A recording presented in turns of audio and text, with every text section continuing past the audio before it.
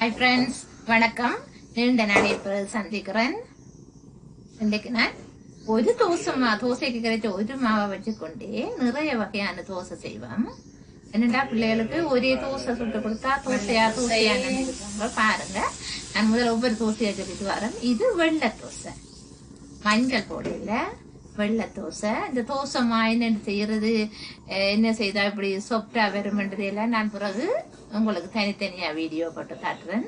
உங்களுக்கு தேவையா இருந்தா எந்த தோசை செய்யற முறை வேணுமென்று நீங்க தேவையா இருந்தா கொமெண்ட்ல கேளுங்க, நான் சொல்றேன். இது வெள்ளை தோசை.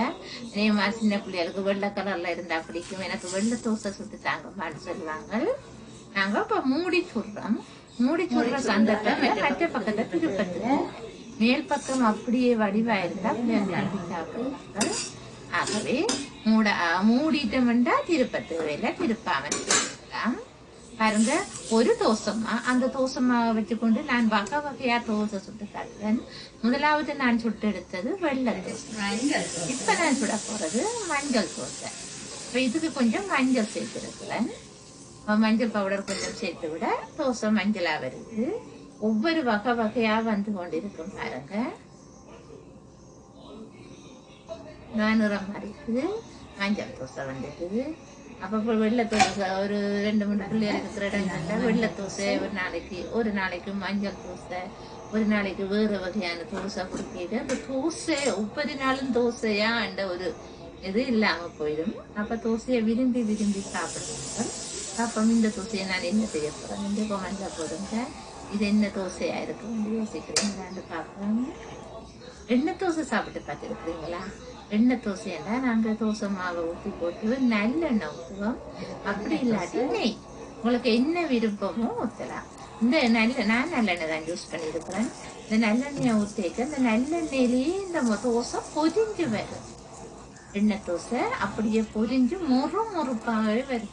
இந்த தோசைக்கு சம்பளம் ஏதோ ஒன்றுமே தேவையில்லை, சும்மாவே நாங்க சாப்பிடலாம், அவ்வளவு டேஸ்டா வரும். கீழ் பக்கம் மொறுண்டு வந்துட்டு மேல் பக்கம் மொறு வரணுமா இருந்தா இந்த தோசை சாடையா நாங்க திருப்பி போட்டு எடுக்க இன்னும் நல்ல மொறுப்பா வரும். 2 பக்கமும் இப்ப என்ன நல்லா விரும்பி சாப்பிடுவாங்க. இந்த தோசைக்கு நாங்க சம்பல் கூட தேவையில்லை, சம்பலோ கறியோ எதுவுமே தேவையில்லை, சும்மாவே சாப்பிடக்கூடிய அளவுக்கு சுவையா இருக்கும். நெய் விட்டீங்கன்னா இன்னும் வாசமா இருக்கும். ஆனா சில பேருக்கு அந்த நெய் மனம் பிடிக்காம இருக்கலாம். அதனால நாங்க நல்லெண்ணெய் விட்டு நீங்களும் நல்லெண்ணெய் விட்டு சுட்டு பாருங்க, நல்ல சுவையா இருக்கும். நல்லெண்ணெய் விடைக்கு இந்த தோசைக்கல்லில் எண்ணெய் கொஞ்சம் கூடுதலா இருக்கும், அதை துடைச்சி எடுக்கணும். உடைச்சி எடுத்துட்டு சுட்டாதான் அடுத்த தோசை நல்லா வரும். இல்லாட்டிக்கு சுருண்டு வந்துன்றது நிறைய எண்ணெய் இருக்குமா இருந்தா அடுத்த ஊத்துற தோசை சரி வராது.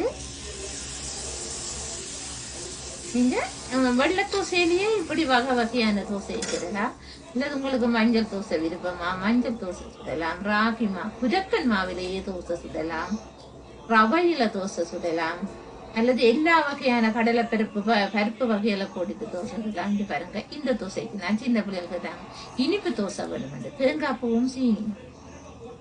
பூவும் சீனியும் போட்டு விட்டா இன்னும் நல்ல சுவையா இருக்கும் இந்த தோசையும் சாப்பிட்றதுக்கு. இந்த தோசைக்கு சம்பல் ஒன்றுமே இல்லை, இதுவும் சும்மா சாப்பிடக்கூடிய தோசை. அப்படியே போட்டு கொஞ்சம் அமர்த்தி விட்டா என்ன நடக்கும்ட்டா தோசை தேங்காய் பூ அப்படியே மாவுக்கு கொஞ்சம் புதைஞ்சா பிறகு பொட்டாமலுக்கு அப்படியே சுருட்டி சாப்பிட்டு அப்படியே இருக்கும். பாருங்க, அப்படியே வெந்து கொண்டு வரும், நல்லா வரும், சூப்பரா. இதை நாங்க அப்படியே மடிச்சு எல்லா தோசையும் இப்படி நாங்க மடிச்சு எடுத்த மாதிரி இருந்தா சாப்பிட்றதுக்கு இலகுவாக இருக்கும். இலகுவாக்குள்ளையா கடிச்சு சாப்பிடுவாங்க. இப்படி மடிக்கிறது தான் எனக்கு விருப்பம். நான் 2ஆம் மடிக்கல, 3ஆம் மடிச்சு போடுறது. தேங்காய் தோசை, வெள்ளை தோசை, மஞ்சள் தோசை, எண்ணெய் தோசை, இது தேங்காய் தோசை. இனி வர போற தோசை என்ன தோசை நீங்க ஆவலோட எதிர்பார்க்குறீங்களா? பாருங்க, அடுத்ததான் நான் செய்ய போற தோசை.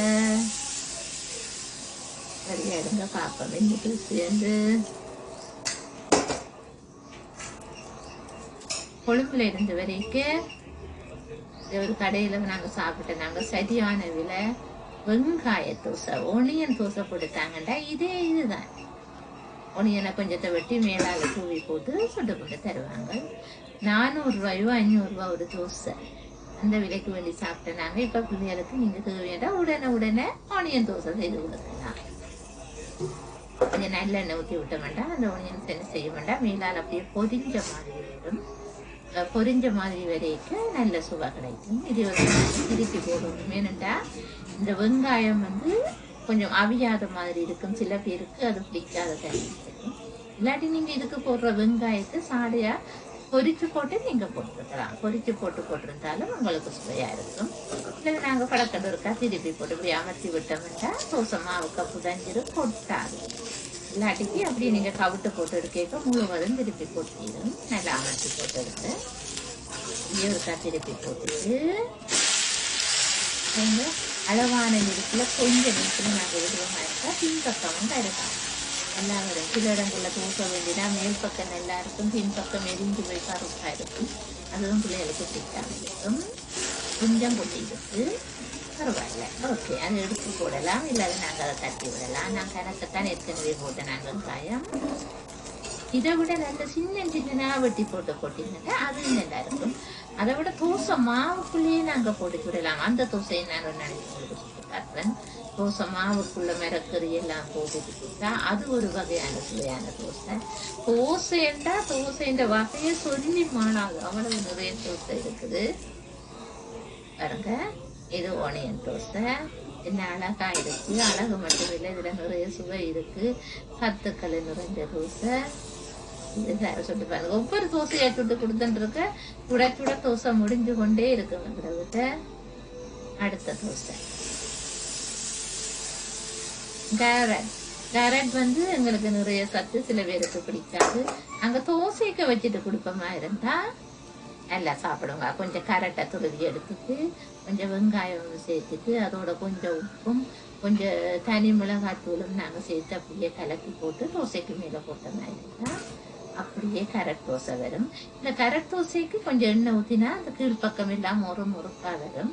அடுத்தது நாங்கள் இதை பிரட்டி போட வேண்டிய தேவையில்லை. கேரட்டை நாங்கள் பச்சையாகவும் சாப்பிடலாம், நல்லா இருக்கும். இது நான் சின்ன தான் சீவி நான் கேரட் சம்பலுக்கு சம்பல் போடுற மாதிரி அப்போ மெல்லுசா சீவி அப்படின்னா அதால் திருப்பி போடணுமென்ற தேவையும் இல்லை.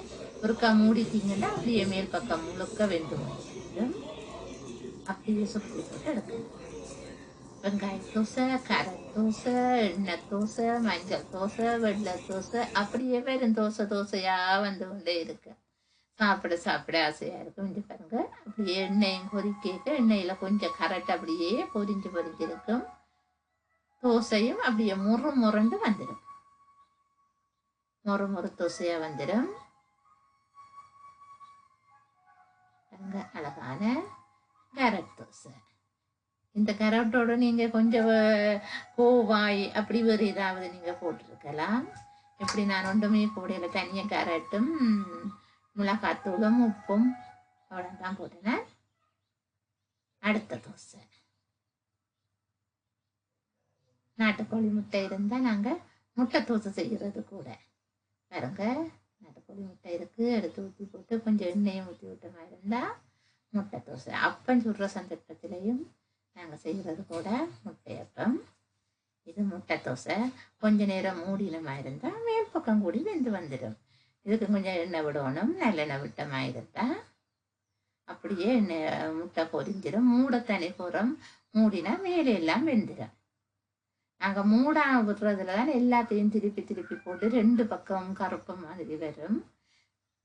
கஷ்டமாக இருக்கும். சில இடங்களில் தோசையை பார்த்தா சாப்பிடவே விருப்பம் வராது. இந்த மேல் பக்கம் அப்படியே பொங்கி இருக்கக்கூடியதாக தோசையை நாங்கள் சுட்டு எடுத்த மாதிரி இருந்தால், திருப்பாத தோசையாக இருந்தால் அநேகமாக விரும்பி சாப்பிடுவாங்க.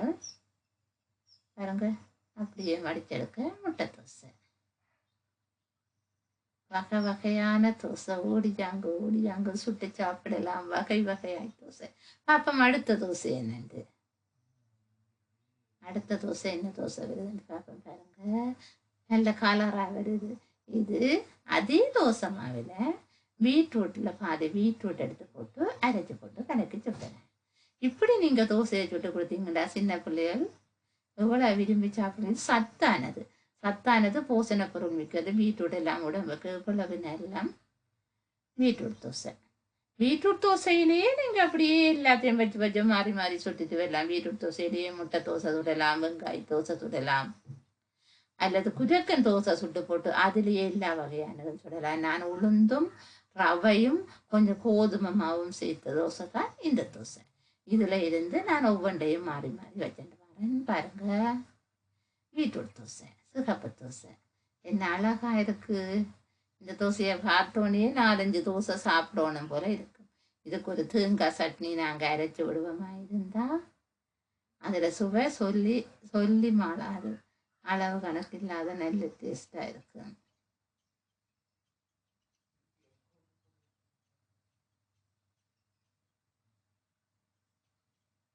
என்ன தோசை? பீட்ரூட் தோசையில கொஞ்சம் எண்ணெய் விட்டேன். எண்ணெய் விட்டுற வீடியோ எடுக்கல, எண்ணெய் விட்டேன்டா. பீட்ரூட் தோசையில எண்ணெய் தோசை. அப்போ பார்த்தீங்களா, இப்போ நீங்கள் எண்ணெயண்டே வந்திருக்கலாம். எத்தனை வகையான தோசை செய்திருக்கிறேன். இந்த தோசைன்ற செய்முறைகளை நான் உங்களுக்கு தனித்தனியாக போட்டு காட்டுறேன். தனித்தனியாக நீங்கள் ஒவ்வொன்றையும் தனித்தனியாக பார்க்கணுமா இருந்தால் உங்களுக்கு இந்த தோசையில் என்ன தோசை பிடிச்சிருக்கிறதுன்றதை நீங்கள் கமெண்ட்டில் சொல்லுங்கள். அதே தோசையை நான் தனியாக ஒவ்வொரு வகையான தோசைக்கும் ஒவ்வொரு வீடியோ போடுறேன். அந்த முழுக்க செய்முறை ஆரம்பத்தில் இருந்து வரும். தோசைக்கு என்னென்று மா எடுக்கிறது, இவ்வளவு மா எடுக்கிறதுன்ற முழு விவரம் போடுறேன். உங்களுக்கு விருப்பமாக இருந்தால் நீங்கள் கேளுங்க. என்ன தோசை, கேரட் தோசையை எப்படி சுடுறது, பீட்ரூட் தோசையை எப்படி சுடுறதுன்றதை நீங்கள் கேட்டுக்கொள்ளுங்க கமெண்ட்ல. நான் உங்களுக்கு பதிலாக உங்களோட வேண்டுதலோடையே நான் சுட்டுத்தரேன். ஃப்ரெண்ட்ஸ், என்ன இந்த தோசைகளை சுடுகிற முறைகளை நீங்கள் அறிஞ்சு கொள்ளணும், இந்த சேனலை நீங்கள் ஆதரிக்கணும் என்று நினைச்சா இந்த சேனலை சப்ஸ்கிரைப் பண்ணிக்கொள்ளுங்க. தேங்க்யூ. மீண்டும் ஒரு நல்ல ஒரு சமையல்ல நாங்கள் சந்திப்போம். தோசை வகையோ அல்லது ஏதோ ஒரு வகையில் நான் உங்களை மீண்டும் சந்திக்கிறேன். பாய் பாய் ஃப்ரெண்ட். மீண்டும் சந்திப்போம். ஓகே.